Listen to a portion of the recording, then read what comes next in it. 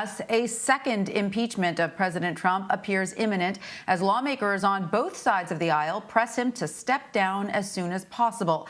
The House will vote tomorrow on a resolution demanding Vice President Mike Pence convene the cabinet to invoke the 25th Amendment. Doing so would remove the president's powers, likely for the remainder of his term. Republicans blocked the move from being considered with unanimous consent. If Mr. Pence does not do so within 24 hours, House Speaker Nancy Pelosi says Congress will move forward with impeachment. At least 210 lawmakers are endorsing one article of impeachment.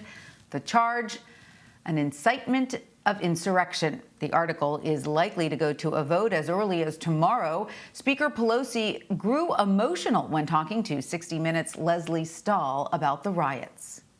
Universally accepted that what happened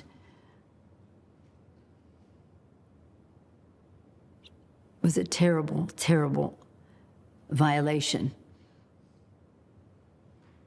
of the Capitol, of the first branch of government, the legislative branch, by the President of the United States.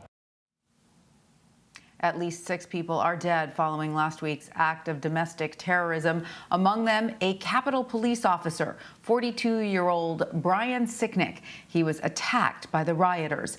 Authorities have charged at least 19 people with federal crimes related to the assault on the Capitol. We have not heard from President Trump since social media companies suspended his accounts late last week. The White House says he will speak today, but not about the violence he helped spark. Instead, sources tell CBS News he will focus instead on big tech and what he believes his administration has accomplished. CBS News chief congressional correspondent Nancy Cordes joins me now from Capitol Hill. Hi, Nancy.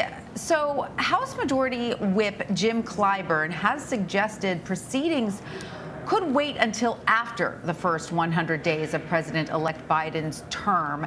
How have lawmakers begun setting the impeachment process in motion today? And do they expect any action on the 25th Amendment from Vice President Pence? Well, I can tell you that there are a number of House Democrats who are pushing back, who I have spoken to, who say they can't wait 100 days, that actually, despite what Congressman Clyburn said on TV yesterday, they actually want to move right away. They want to hold this vote this week, assuming that there is no response from the vice president to the 25th Amendment resolution, which is expected to pass tomorrow. And they'll pass this impeachment resolution. And I can tell you that they do now have the numbers to pass it, according to Congressman Ted Lieu. He's one of the authors of this impeachment resolution. I spoke to him a short time ago. He said between the co-sponsors who have now signed on to the resolution, about 210 of them, and other Democrats who haven't signed on to be a co-sponsor but who have told him verbally that they will support it, he says they now have the votes they need to pass a second impeachment resolution against President Trump. And he says that it is the strong belief of many Democrats that they should then send those articles immediately to the Senate for a trial, not to wait for 100 days, as Whip Clyburn has been advocating. And that may create something of a split in the Democratic Party. It may mean that President-elect Biden's cabinet nominees will have to wait a little bit longer to get confirmed. But Congressman Lieu told me that it's the strong belief of many in the House Democratic caucus that this can't wait and that it has to be addressed now. All right, so let's talk about then what happens next, because, of course, then it goes to the Senate. And, Nancy, we've seen at least 2 Republican senators, Alaska's Lisa Murkowski and Pennsylvania's Pat Toomey, call for the president's resignation. So do Democrats believe Republicans will join with them on this vote, even if it doesn't ultimately lead to Mr. Trump's removal in the next 9 days? Because resignation is one thing. They Right. fell short of saying they would support impeachment. That's part of the reason that House Democrats think that this can't wait. They feel that at this moment, this is the moment to act, because you've got Democrats and Republicans alike who are furious with this president, and that perhaps there are Republicans who normally wouldn't want to cross either the president or his base, who might be willing to take a difficult vote now. But who knows how those same Republicans will feel a few months from now when the pressure has cooled, when this president is long gone from public office.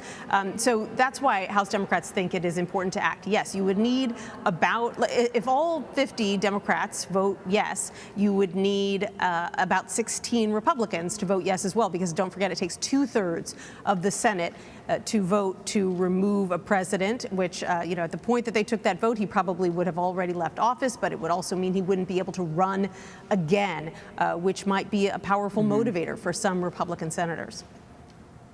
Right. That's a very good point, one that I haven't heard discussed too much.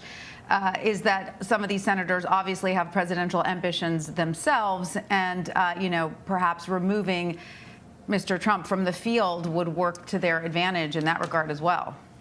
Right, and it's not just that. It's the fact that if this president is intent on running again in 4 years, then that kind of hangs like a scepter over everything that Senate Republicans do for the next 4 years. It's one thing if he leaves office and goes back into private life, but if he is vowing to run again and his supporters are all activated on his behalf, that really limits the wiggle room for a lot of Senate Republicans who would very much like to turn the page from the Trump era. So, eliminating the possibility that he can run again isn't just a boon to those who might want to run in 2024. It's also a boon to the rank and file who don't want to worry that every vote they take could lead to, a nasty comment from President Trump, not on Twitter apparently, because he can't post there anymore. But they're just, the more that his influence and power can be diminished, the less pressure it creates for them.